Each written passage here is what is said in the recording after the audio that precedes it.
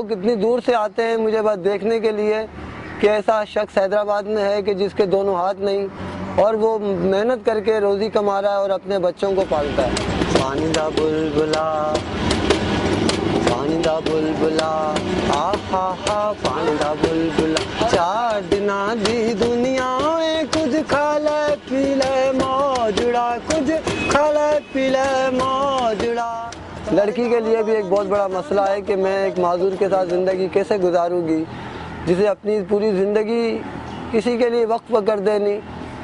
और बस फिर उस लड़की की हिम्मत थी या उसका एहसान है मुझ पर कि जिसने मुझे इस हाल के अंदर कबूल किया और मेरे साथ शादी की।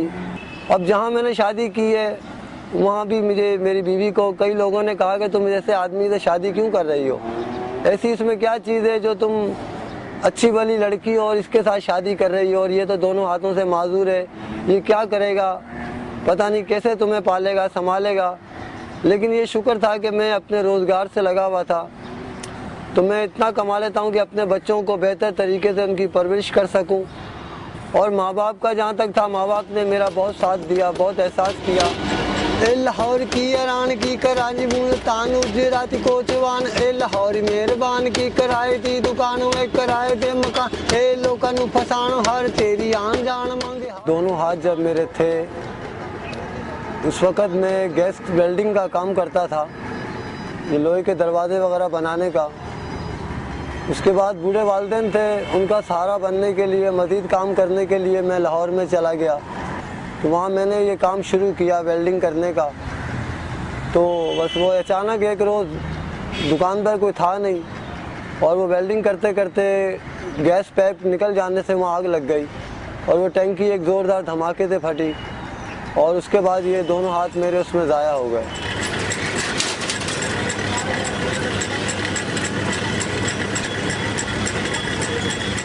अचानक ये ज़िंदगी का एक ऐसा हादसा था, जो एक नॉर्मल ज़िंदगी में गुजार रहा हूँ और मेरे शादी की बात चल रही है और फिर अचानक आकर वो ज़िंदगी एक ऐसे स्टेट पे आकर खड़ी हो गई कि मैं कभी सोच भी नहीं सकता था कि मैं इस हाल में आ जाऊँगा। पानी दा बुलबुला, आहा हा पानी दा बुलबुला, चार दिना दी दुनिया में कुछ खा ले पी ले मौजड़ा, कुछ खा ले पी ले मौज। अब दोनों हाथ ना हो तो इंसान बेबस हो जाता है। जो काम करने वाली चीज़ थी वही ख़त्म हो गई। अब कौन सहारा देगा, कौन पानी पिलाएगा, कौन मुझे मुंह धुलाएगा। तो ज़िंदगी का एक साल मैंने बड़ी परेशानी और मुश्किल से गुजारा और अपने पीर मुर्शिद हज़रत दाता गंज बख्श और सखी अब्दुल वहाब साहब जिलानी सरकार को हर रोज़ मैं उनके दरबार पर जाके यही दुआ करता था कि बस किसी का मोहताज नहीं करना और मैं मेहनत करके कोई रोज़ी कमा सकूं। यहाँ मैं गन्ने की मशीन पर काम कर कर अपने बच्चों के लिए रोज़ी का ज़रिया बनाऊं।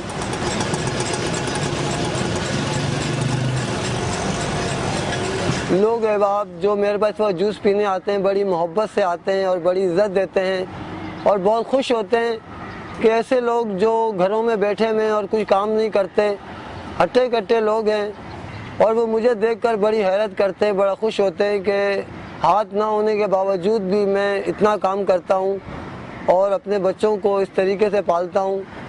तो अल्लाह ताला ने मुझे एक नॉर्मल ज़िंदगी दी है, जैसे मैं पहले करता था उससे ज़्यादा बढ़कर मैं अब करता हूँ। इन हाथों से मैं लिखता भी हूँ, इन हाथों से मैं गाड़ी भी चला सकता हूँ, इनसे मैं साइकिल भी चला सकता हूँ, अपने बच्चों को स्कूल भी लेके जाता हूँ, उन्हें वापस लेकर आता हूँ। पानी का बुलबुला, पानी दा बुलबुला, आहा